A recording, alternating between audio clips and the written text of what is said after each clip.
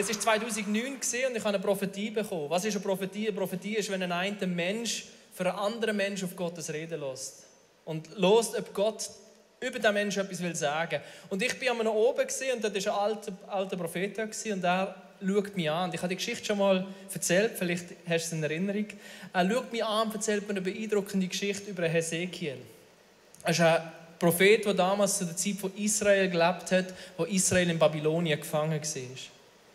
Und er hat symbolisch für die Wiederherstellung vom Volk Israel müssen prophezeien über ein Metall von Totengebeinen. Das heisst, über ein Metall von menschlichen Skelett hat er das Leben ausrufen. Und mit seinem Wort sind die Knochen zusammengekommen, Fleisch ist da gewachsen, Haut und Leben ist in die Menschen hineingekommen. Und Gott hat ihm so gezeigt, ich werde das Volk wiederherstellen. Und man merkt, wenn man, kannst du mal nachlesen in Hesekiel 37, wenn man die Geschichte liest, wie viel Glauben das der Hesekiel gebraucht hat. Und der Prophet schaut mich an, erzählt mir die Geschichte und sagt, für das, was Gott mit dir vorhat, brauchst du einen stärkeren Glauben. Geile Prophetie, oder? Hammer. Andere haben so mega ermutigende Prophetien bekommen. Ich habe so eine bekommen. Ist schon cool. Ich habe mir noch gewünscht, dass man erklärt, wie, aber irgendwie hat sich das nicht gegeben. Und so bin ich eigentlich mit dieser Frage dann heimgegangen und dachte, okay, starke Glauben haben ist ein gutes Ziel, aber wie mache ich das jetzt? Und ehrlich gesagt, ich habe dann in den folgenden Monaten und Jahren nicht wirklich eine gute Antwort darauf gefunden. Ich habe die Prophetie in mir gehabt, das hat zu mir gesprochen. Ich habe gewusst, es ist etwas dran. Aber ich habe nicht gewusst, wie soll ich damit umgehen. Und so habe ich mein Leben weitergelebt und 2 Jahre später habe ich den Propheten wieder getroffen. Er hat mich nicht mehr gekannt, aber er hat mir nochmal genau das Gleiche gesagt. Er hat mir wieder die Geschichte erzählt vom Hesekiel 37, von dem Mann. Kennst du die Geschichte vom Tal der Totengebeine? Und ich sage, ja, Hesekiel 37, sagt mir etwas. Und er erzählt mir dir und sagt mir wieder, für das, was Gott mit dir vorhat, brauchst du einen stärkeren Glauben. Schau, wenn du eine Prophetie 2 oder 3 oder 4 oder 5 Mal bekommst, dann scheint es Gott ernst zu meinen. Und ich habe es ernst genommen, aber ich bin damals gläubig gewesen, ich bin gläubig aufgewachsen. Ich habe an Gott geglaubt. Ich bin mit Gott unterwegs gewesen. Und bevor wir uns jetzt mit der Frage befassen, wie kann denn ein Glaube stärker werden, schauen wir zuerst mal, was sagt denn die Bibel überhaupt, was Glaube ist. Im Hebräer 11 lesen wir, was ist denn der Glaube? Er ist ein Rechnen mit der Erfüllung dessen, worauf man hofft. Ein Überzeugtsein von der Wirklichkeit unsichtbarer Dinge. Und ich kann sagen, ja, das trifft bei mir zu. Ich bin gläubig, ich glaube an Gott, ich glaube an den unsichtbaren Gott. Und ich habe eine starke Hoffnung, dass das, was er uns verspricht in seinem Wort, Realität wird werden.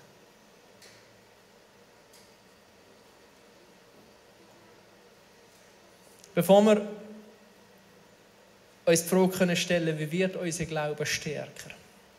Ist es interessant, wenn wir uns mal mit der Frage befassen, wie stark ist denn unser Glaube jetzt, in diesem Moment? Etwas, was stärker werden soll, müssen wir zuerst mal auf die Waage legen. Oder wir können schauen, was kommt denn raus, wenn wir es testen. Ich habe am Anfang von diesem Jahr einen Baum gepflanzt. Ich habe den Garten, den meine Großmutter jahrelang hatte, bis sie gestorben ist, nach etwa einem Jahrzehnt wieder zum Leben erweckt und habe gesagt, ich kann mit einer Familie ab und zu dort hin.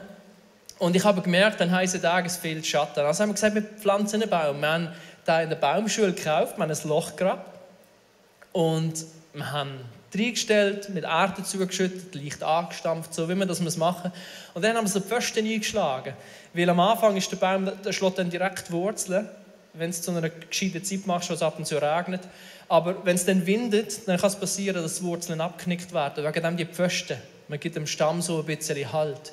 Wir haben dann mit Jutestoff den Stamm eingewickelt, weil wenn er noch nicht so viel Wasser ziehen kann, weil sein Wurzelwerk noch nicht so gross ist, dann hat er auch noch nicht so viel Wasser im Stamm. Und wenn die Sonne jetzt dort lang drauf scheinen, in Trockenphasen, wie wir sie dieses Jahr nicht so kennen, dann kann es wie einen Sonnenbrand geben und der Baum kann sterben.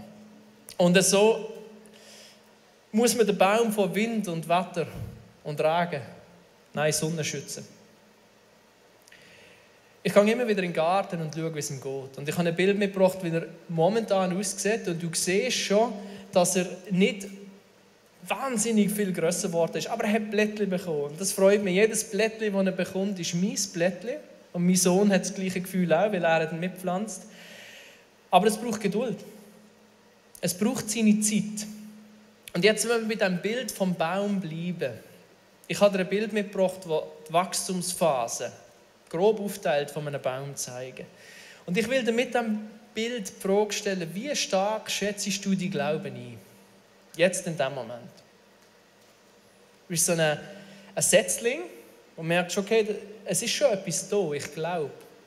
Aber von einem wirklichen Wurzelwerk kann ich noch nicht schwätzen. Da kommt das Bambi, beißt einmal ab und das Zeug ist weg. Du bist vielleicht eher ein Jungbaum, der noch auf die Pfosten angewiesen ist, wo du merkst, du brauchst noch viel Halt, weil wenn es wirklich windet und schüttelt, dann kommen die ganz grossen Fragen und du merkst, es ist nicht so mega gefestigt, wie du dir das wünschst.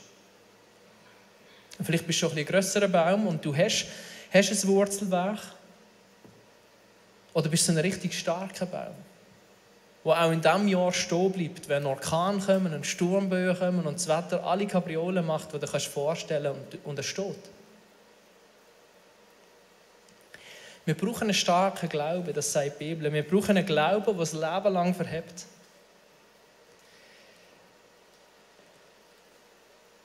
Im Hebräer 11, ich habe vorher schon einen Vers daraus vorgelesen. Es ist ein faszinierendes Kapitel, wenn es ums Thema Glauben geht. Du kannst es gerne daheim bei Gelegenheit noch durchlesen.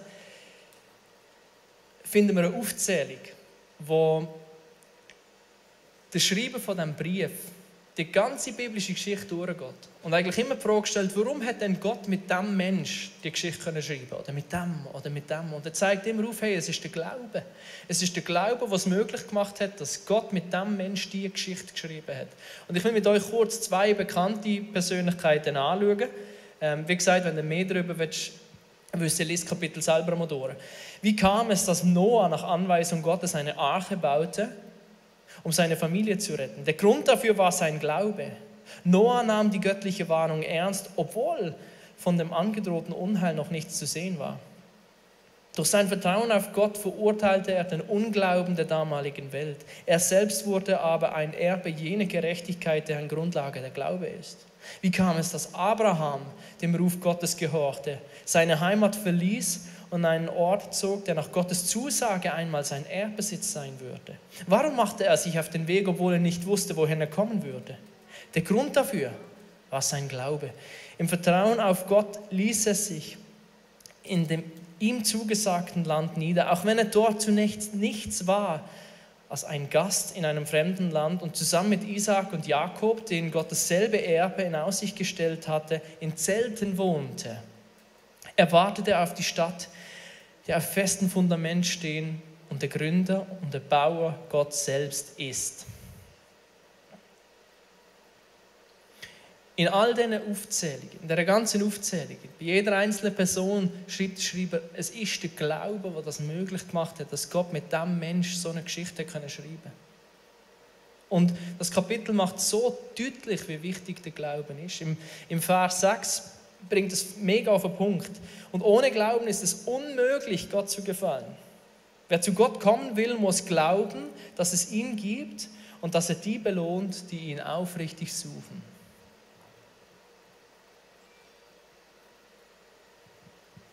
Wie wird mein Glaube stärker? Wie kann ich zu einem Glauben kommen, der das Leben lang verhebt? Wie gesagt, ich war gläubig damals, 2011, als ich die Prophetie zum 2. Mal bekommen habe. Aber wo mir der Prophet gesagt hat, du musst im Glauben stärker werden, ich konnte nicht wirklich erklären, wie das geht.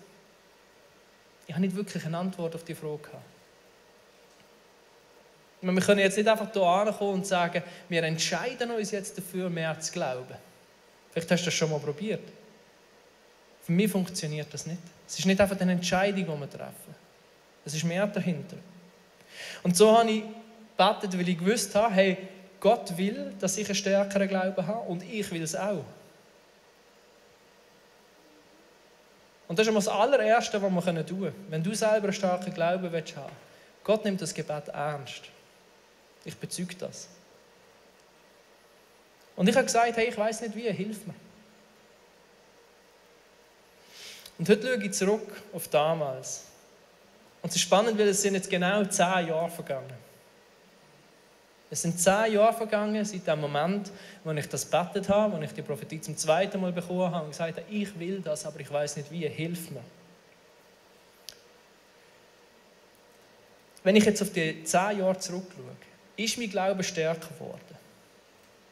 Es freut mich, dass ich sagen kann, ja, er ist stärker geworden. Aber wie? Das ist die grosse Frage. Wie ist mein Glaube stärker geworden?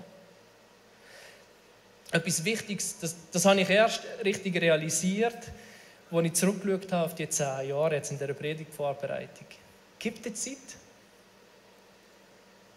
Wir lassen uns so oft keine Zeit für solche Ansprüche. Ich war damals noch blutjung und habe das Gefühl gehabt, das muss jetzt gerade alles passieren. Und heute bin ich immer noch oft in dem Fahrwasser, dass ich das Gefühl habe, das will ich jetzt gerade. Aber so oft brauchen so Sachen einfach Zeit, dass ein Glaube an Stärke gewinnen kann. So wie ein Baum jedes Jahr ein Stück wachsen kann. Ein Stück grösser wird. Und somit auch ein bisschen stärker wird, können wir jedes Jahr ein Stück wachsen. Und unser Glaube kann ein Stück stärker werden. Jedes Jahr ein bisschen. Ich habe dir einen Baumabschnitt mitgebracht. Wenn man so einen Baumstamm aufschneidet, dann sieht man, wie alt er geworden ist. Ich weiß nicht, wie viel du mit Bäumen zu tun hast, aber wenn du genau anschaust, siehst du so Jahrringe. Und ein Jahrring besteht immer aus einem hellen und einem dunklen Ring. Das ist immer zusammen ein Jahrring. Und wenn man die zählt, dann sieht man, wie viele Jahre ein Baum gelebt hat, bis er gefällt worden ist. Wenn du genau anschaust, dann siehst du, dass es dünnere Ringe gibt. Das liegt daran, dass es zum Beispiel Sommer gegeben hat wie 2003. 43 Grad im Schatten, wenig Niederschlag und der Baum hat wenig Wasser bekommen. Und du siehst, dass es fette Ringe gibt, wo der Baum viel zugelegt hat. Rat mal, was das jetzt für ein Jahr gibt. Wird ein recht fette Ring werden. Wenigstens die Bäume freuen sich über das Jahr, über den Sommer, oder? Wenn ich auf meine letzten 10 Jahre zurückschaue und meine letzten 10 Jahre in diesem Schema müsste ich zeichnen, es wird gar nicht so anders aussehen. Es wird gar nicht so anders aussehen. Ich kann auch auf gewisse Jahre zurückschauen und ich würde in gewissen Jahren würde ich den Ring ein bisschen schmaler zeichnen und andere Jahre würde ich sagen, hey, dort ist wirklich etwas passiert und ich würde den Ring ein bisschen fetter zeichnen. Und jetzt wollen wir ja, dass unser Glaube wirklich aktiv stärker wird. Das heisst, wir interessieren vor allem die Jahre, wo die Ringe fett sind. Was ist dort wirklich explizit passiert, dass die Jahre fetter sind als die anderen? Wie unterscheiden sich die Jahre? Was ist dort mehr passiert? Ich habe dir eine Gleichung mitgebracht. Für alle Mathematikfans. Könnt ihr einmal richtig abgehen? Ja, 2,5 Personen. Wir lösen es trotzdem mathematisch. Konsumieren gleich Glauben. So einfach, oder? Es wird nicht kompliziert heute Morgen. Im Römer steht, wie wir gesehen haben, setzt der Glaube das Hören der Botschaft von Christus voraus.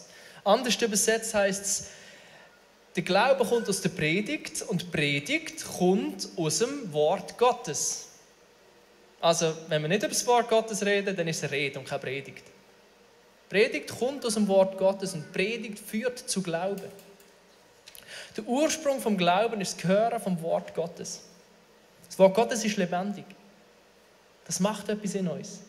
Wenn wir es lesen, wenn wir es hören, wenn wir es in uns aufnehmen, aber eben wenn wir es konsumieren, dann kann Glaube entstehen, frisch, oder Glaube kann wachsen. Wegen dem sind unsere Celebrations so wichtig.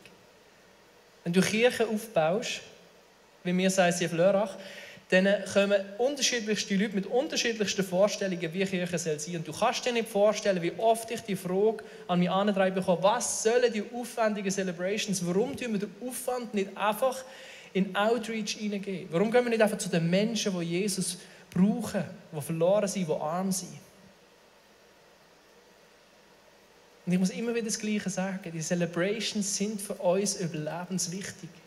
Für unseren Glauben ist das so enorm wichtig, dass wir das Wort Gottes hören, dass wir Predigten hören, dass wir wie vorher so einen Song wie «Ich bin frei», das ist eine Wahrheit, die in der Bibel steht, indem wir es selber aussprechen, indem wir es selber ausrufen, passiert etwas in uns. Unser Glaube wird gestärkt, wenn wir das Wort Gottes konsumieren. Jedes Mal, wenn wir eine Diskussion führen nach der Celebration, wie wir Predigt verstanden haben, und der andere sagt, nein, sicher nicht, ich mache das einmal mit dem Mitch. Das stärkt unseren Glauben. Das macht etwas, weil ich gewinne andere Perspektiven auf das Wort Gottes und kann mich damit auseinandersetzen. Und das stärkt mein Glauben. Ohne das Konsumieren vom Wort Gottes war es das für unseren Glauben. Das funktioniert nicht. Er kann nicht entstehen, er kann nicht wachsen. Und ich nenne es ganz bewusst konsumieren, weil wir sind in einer Zeit, wo das Thema Konsum oft sehr kritisch betrachtet wird. Und wir können vieles konsumieren. Wir Menschen, wir sind zum Beispiel Liebhaber von Geschichten. Wir lieben es, wenn uns jemand mitnimmt in eine Geschichte, die sich nicht um uns dreht. Wir lieben Romane zu lesen. Hörbücher sind wieder mehr am Kommen. Wir lieben Filme, das ist dann eher mein Genre. Oder Serien auf Netflix. Ich kenne Leute, die können kaum abschalten, wenn sie mal drin sind. Es gibt Menschen, die lieben Fachliteratur. Theorien, Verschwörungstheorien, Statistiken. Es gibt Menschen, die können in Poesie eintauchen, in Kultur oder wie ich, in Sport. Ich könnte tagelang Fußball schauen, es wird mir nicht langweilig. Es ist sogar der Nacho-Fußball, was keine Goal gibt. Aber das Ding ist, wir können nicht endlos konsumieren. Wie beim normalen Essen sind wir irgendwann satt. Und ich glaube, wenn wir einen Glauben wollen, der stärker wird, ist es unabdingbar, ist es unverzichtbar, dass wir Gottes Wort bewusst konsumieren. Es ist wichtig, wenn wir einen wachsenden Glauben wollen.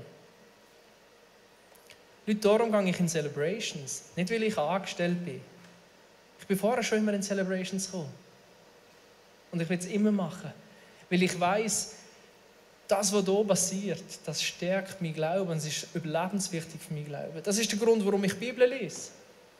Weil ich weiss, ich brauche das Wort Gottes, damit mein Glaube stärker werden kann. Aber, vielleicht hast du es schon geschmeckt, die Gleichung, so einfach wie sie ist leider nicht ganz korrekt.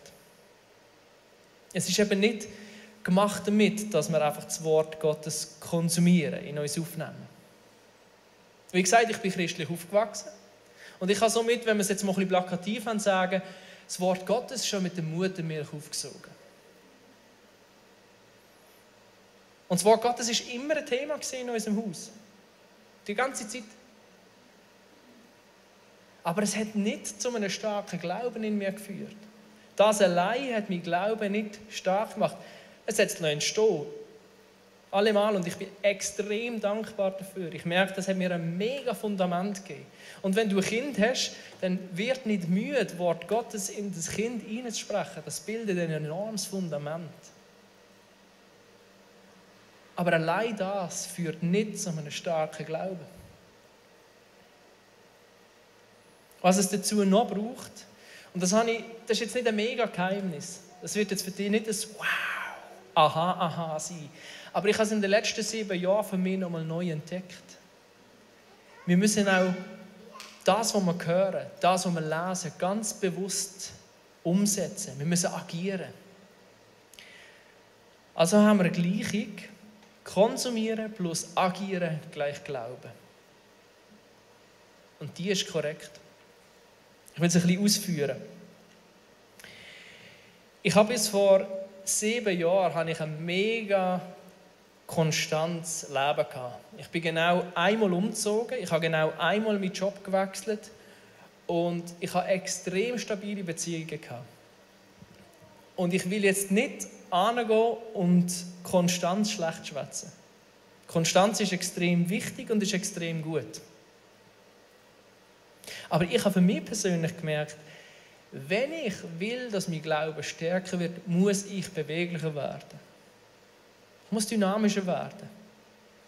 Das habe ich einfach innerlich gewusst. Und ich habe ja Gott damals darum gebeten, dass er mir hilft.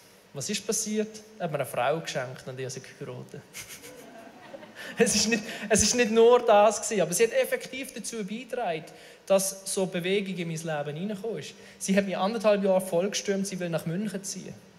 Und ich habe 1,5 Jahre gesagt, nein, ungefähr ein Jahr, was soll das? Was soll das alles loslassen, was wir hier aufgebaut haben, damit du den Master studieren kannst? Jetzt haben wir hier eine Wohnung, ich habe einen guten Job, wir haben eine tolle Kirche, wir haben Familien und Freunde in der Nähe, langjährige Beziehungen.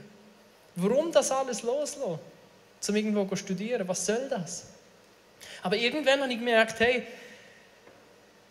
es ist ein Frieden in mein Herz gekommen. Ich habe gemerkt, es ist richtig. Es ist richtig, wenn wir nach München gehen. Es ist richtig, wenn ich nach München gehe. Und es hat mich wirklich einen enorm hohen Preis gekostet, das alles loszulassen. Weil ich habe das alles bewusst aufgebaut, so konstant. Und es hat viel gekostet, das loszulassen. Aber ich habe auch enorm viel gewonnen. Mein Glaube ist in dieser Zeit viel stärker geworden als in all diesen Jahren vorher. Weil ich habe gemerkt, dass Gott wirklich versorgt. Ich habe es nicht nur gelesen in der Bibel, sondern ich habe es auch selber erfahren. Wir haben 5 Tage, bevor wir umgezogen sind, nicht gewusst, wo wir schlafen wollen. Ich bin sogar extra von Dommel nach München gefahren, um eine Wohnung anzuschauen, weil wir alle gesagt haben, wenn du die nicht persönlich zeigst, hast du keine Chance. Wir haben trotzdem einen Absag bekommen. Ich habe Stunden und Tage verlocht in Wohnungssuche. Wenn du meinst, der Wohnungsmarkt hier, der ist trocken, dann geh mal nach München. Das kannst du dir nicht vorstellen. Aber wir haben nie eine Nacht ohne Bett gehabt. Wir haben von Anfang an eine gute Lösung für uns. Und nachdem wir 6 Wochen dort waren, haben wir eine Wohnung bekommen, die uns nachher alle beneidet haben. Alle haben gefragt, wie haben wir das geschafft? Und die Geschichte, ich kann sie nicht erzählen, es ist zu lang, aber sie ist faszinierend. Und du kommst nicht um Gottes Wirken herum. Ohne das Wirken von ihm wäre es nicht möglich gewesen, dass wir die Wohnung bekommen haben. Und ich habe so verschiedene Sachen gesehen. Und wir haben plötzlich eine Kirche gehabt, die uns mega challenged hat. Wir waren im ICF München und das hat uns extrem gut in die Zeit. Es haben sich neue Freundschaften entwickelt. Aber dann ist es weitergegangen. 2015 war es. Und wir haben die Anfrage bekommen, könnt ihr euch vorstellen, ICF Lörrach zu gründen? Wir haben es uns nicht vorstellen. Wir haben nie davon geträumt. Und ich weiss noch, als Maike mir angerufen hat und das teased hat, dass eine Anfrage kommt, wir haben beide herzhaft gelacht am Telefon. Wir haben es uns wirklich nicht vorstellen, wir haben nie von dem geträumt. Und es hat wieder bedeutet, jetzt wo langsam wieder Stabilität da ist in München, jetzt wo wir das Umfeld langsam wieder ein bisschen in die Richtung bauen können, wo es uns gefällt, heisst es wieder Tschüss sagen, loslassen, der Kirche Tschüss sagen, dem Umfeld Tschüss sagen, unseren neuen Freunden.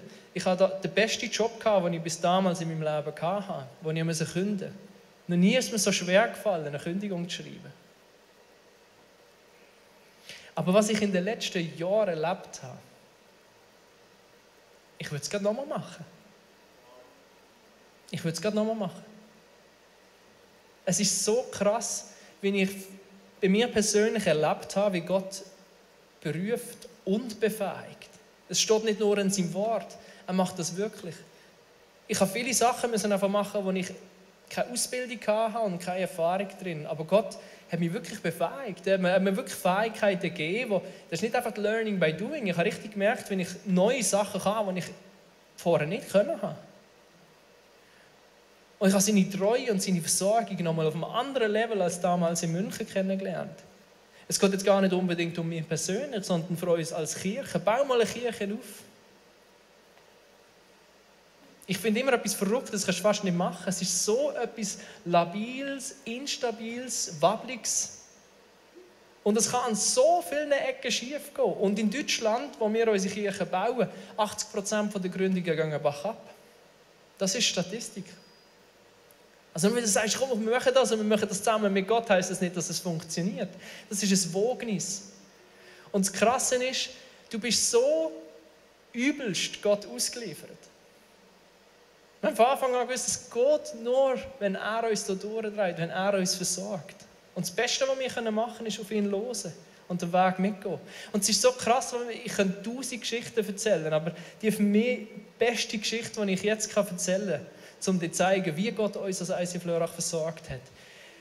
Wir waren damals in der Notlösung. Ein Hammer-Club.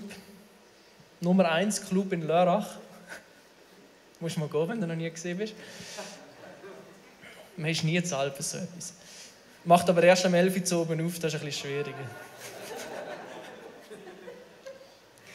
Und es war so ein kleiner Club und er hat gestunken. Und wir haben uns immer ein bisschen zurechtbiegen. Jedes Podest, das du angelangt hast, hat unten dran so Gummibärchen gehabt, so Red Bull, Wodka ist das, glaube ich. Und es hast immer so das Red Bull geschmeckt und das Geschmack, den ich nicht mehr so gerne habe. Und wir haben jeden Sonntag auf- und abgebaut und haben uns dort reingepfercht. Du hast gemerkt, die Sonntage, die gross sind, da kommen wir langsam an unsere Grenzen. Und unsere Kinder haben wir ins Fumoir packen. Also dort, wo sie am Jetzt dürfen wir darüber lachen, aber damals war das eine Katastrophe. Oder? Wenn kommen so Eltern so zum ersten Mal mit ihrem Kind, wenn man sagt, sie Flörenkatze, sagen, ja, Kinder sind dort hinten. Dann gehst du so rein und merkst, da haben sie gestern geraucht. So viel kann man gar nicht rauchen. Und dann haben wir gemerkt, wir müssen uns weiterentwickeln. Wir haben gesucht und gesucht, aber es hat uns niemand wollen.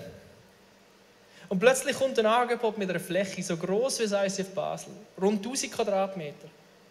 Und aus irgendeinem Grund haben wir uns auf eine Miete einigen, die wir zahlen können. Und aus irgendeinem Grund haben wir einen Umbau, der viel zu gross war, mit 400 Quadratmeter Innenwand bauen. Das kannst du dir gar nicht vorstellen, wie viele Wochen und Monate wir Wände gebaut haben. Weil es einfach eine einzige Halle war. Aus irgendeinem Grund haben wir es geschafft. Und wir sind nicht müde geworden. Aus irgendeinem Grund, mitunter, weil ICF Basel und Basel-Land treu mitgetragen haben wir genau die benötigten 70'000 € zusammenbekommen, um diesen Umbau zu finanzieren. Und heute sind wir in einer Pandemie. Und ich kann sagen, ohne diesen Raum würde es uns nicht mehr geben. In der alten Location, es wäre nicht möglich gewesen. Wir hätten uns gar nicht weiterhin treffen können. Wir hätten vielleicht 12 Leute reinlassen können. Und das sind die Celebration veranstalten. Damals, als der Raum kam, hat noch nie etwas von einer Pandemie gesagt oder gewusst. Und man merkt, hey, Gott versorgt. Schau, ich habe lange Zeit Gottes Wort konsumiert, in mir aufgenommen. Aber ich habe noch sehr zögerlich agiert. Ich habe noch sehr zögerlich bewusst agiert. Und das auch umgesetzt, was da drin steht.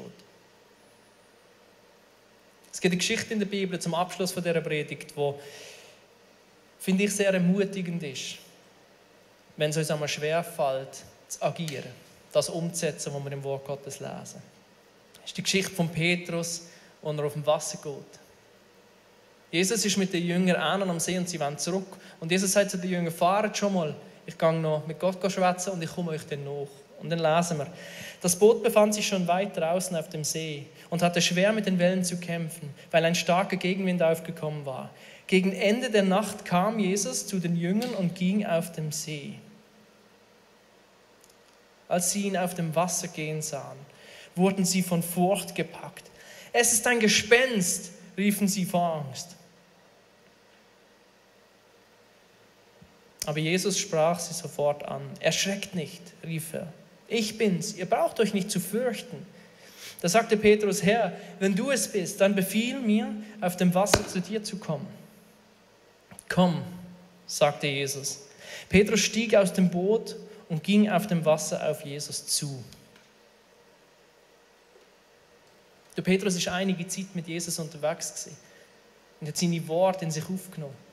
Er hat Gleichnis gehört, das Jesus für ihn ausgelegt hat. Er hat eine Bergpredigt mitbekommen. Er hat so viele Gespräche gehört, die Jesus geführt hat. Er hat so viel Wirken auch von Jesus selber gesehen. Er hat so viel in sich aufgenommen. Und in dem Moment sehen wir, wie Petrus darauf vertraut, dass das, was er gehört hat, das, was er gesehen hat, wirklich muss funktionieren. Und er hat agiert. Er ist selber aufs Wasser gegangen. Es ist wahrscheinlich logisch gewesen, die dümmste Entscheidung, die er treffen konnte. Weil wenn ein Boot, wenn du dich ein bisschen auskennst, für alle, die sich nicht auskennen, wenn sich ein Boot in einem Sturm befindet, geh nie aus dem Boot. Das ist das Gefährlichste, was du machen kannst. Wenn du aus dem Boot gehst, hast du verloren. Aber es war keine logische Entscheidung, die der Petrus getroffen hat, sondern eine Glaubensentscheidung. Weil er gewusst, Jesus ist stärker als jeder Sturm. Das hat er gewusst. Weil er dabei war, als sie letztes Mal in einem Sturm waren. Und er hat mitbekommen, wie Jesus zu diesem Sturm gesagt hat, schwieg, und er war still gewesen. Ein Wort von Jesus hat gelangt und der Sturm war besiegt. Das hat Petrus selber mitbekommen. Und er hat gewusst, dass er selber, wenn er an Jesus glaubt, das Gleiche wird können machen wie Jesus oder sogar noch größere Sachen wird können machen. Das hat Jesus ihm zugesprochen.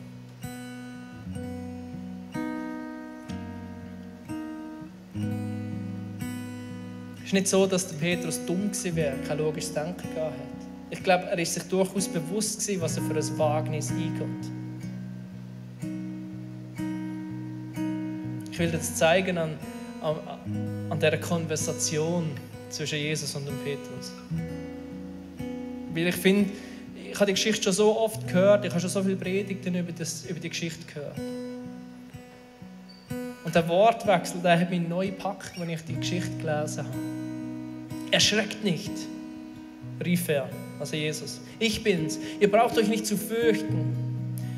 Da sagte Petrus, Herr, wenn du es bist, dann befiehl mir, auf dem Wasser zu dir zu kommen.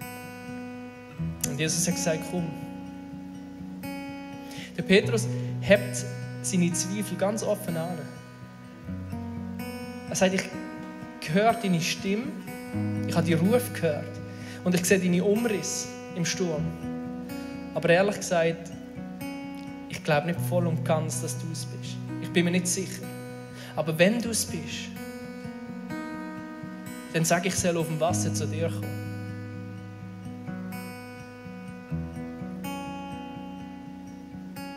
Jesus zeigt einmal mehr, wie gut er mit Zweifel und Angst umgehen kann. Wir haben so oft das Gefühl, wir dürfen nicht zweifeln. Wir dürfen keine Angst haben.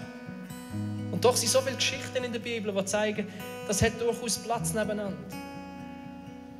Es hat Platz nebeneinander. Unser Glauben und nebenan Zweifel und Angst, das hat Platz. Das funktioniert. Gott kann sau gut mit unseren Zweifeln, mit unseren Ängsten umgehen. Entscheidend ist an diesem Punkt nicht, ob der Petrus, ob wir Zweifel oder Angst in uns wahrnehmen. Entscheidend ist, auf was wir hören, von was wir unsere Handlung bestimmen lassen. Glauben wir unseren Zweifeln, unseren Ängsten und bleiben im Boot sitzen? Oder glauben wir den Worten, die wir konsumiert haben, vom Wort Gottes, das wir in uns aufgenommen haben, und machen den Schritt? Schau, wenn du einen stärkeren Glauben willst bekommen, dann musst du nicht frei von Zweifel sein. Dann musst du nicht frei von Angst sein. Das steht dem nicht im Weg. Du kannst es Gott ganz offen anheben und sagen, da, ich bin mir nicht sicher. Ich bin mir nicht sicher, ob du es bist.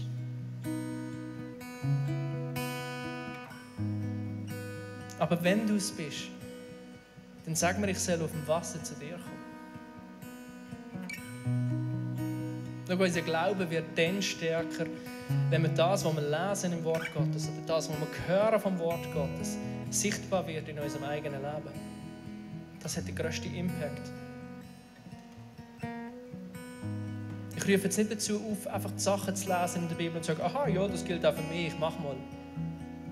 Mein Wunsch ist, dass wir diesen Satz mitnehmen. Herr, wenn du es bist, in aller Unsicherheit, dann sage ich, soll zu dir kommen. Und wenn es sagt, komm, dann musst du nur einen Schritt machen.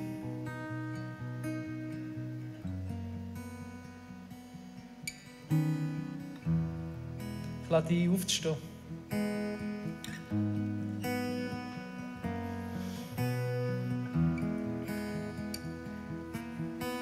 Lass uns noch kurz einen Moment nehmen, dass Gott jetzt zu jedem Einzelnen reden kann.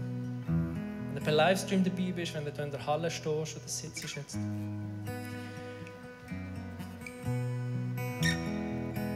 Etwas, was faszinierend ist an dieser Geschichte, ist, dass Jesus das Ganze nicht initiiert.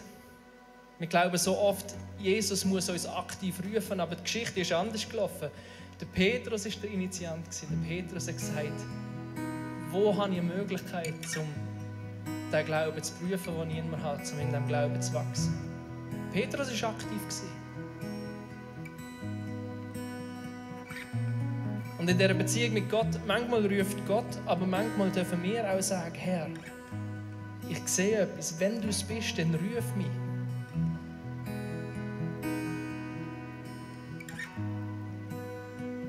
Und lass uns einfach jetzt einen Moment still sein.